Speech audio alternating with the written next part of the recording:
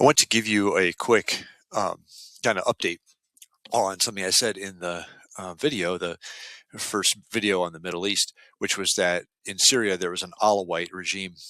Well, in December of 2024, that changed. The regime that was um, a kind of military regime led the um, by Bashar al-Assad, whose father had become the military leader of Syria in like 1970. That regime fell after 54 years, and Syria, like Lebanon, is this really kind of interesting uh, in the sense of being religiously and ethnically diverse. Um, and these communal identities. It's not just sort of individual diversity, but very communal diversity. And so we can see some of that um, here with Syria. Now this map is January 9th, 2025. I don't know that things have changed an awful lot since then, but you know, check back as things go along. Here we have, for example, the new regime here under the head of or the HTS group, Hayat Tahrir al-Sham, which is like I think Movement for the Liberation of Syria, um, or al-Sham is the Middle East or the Levant, this eastern coast of the Mediterranean. They had taken over this area. They kind of had some help from or worked in alignment with Turkey, it seems. Okay, and then you have Turkish-backed groups here in the north.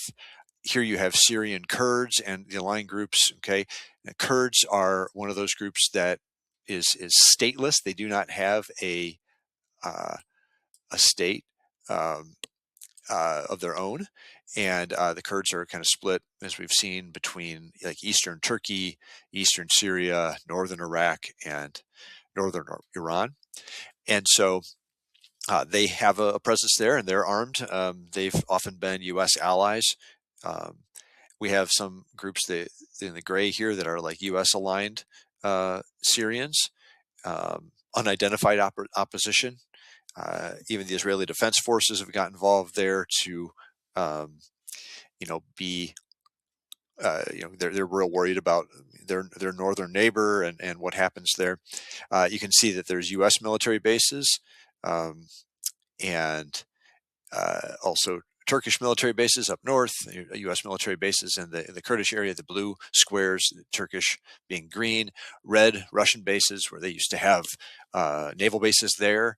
I don't know if they still do or not, but there we see that Syria is going to be pretty interesting. Just in early 2026, there's been fighting between the new government and Kurdish um, forces.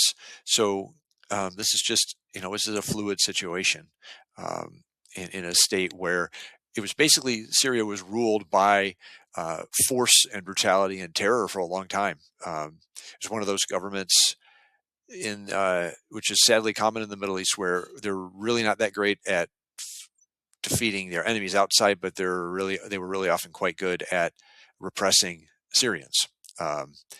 And because Syria is a fractured and country in a lot of ways, the various groups, whether they were Christian or Alawite or Druze or um, Shia or Sunni, they often kind of stuck together and aligned in different ways. The minority groups there, the religious minorities like Christians and Druze and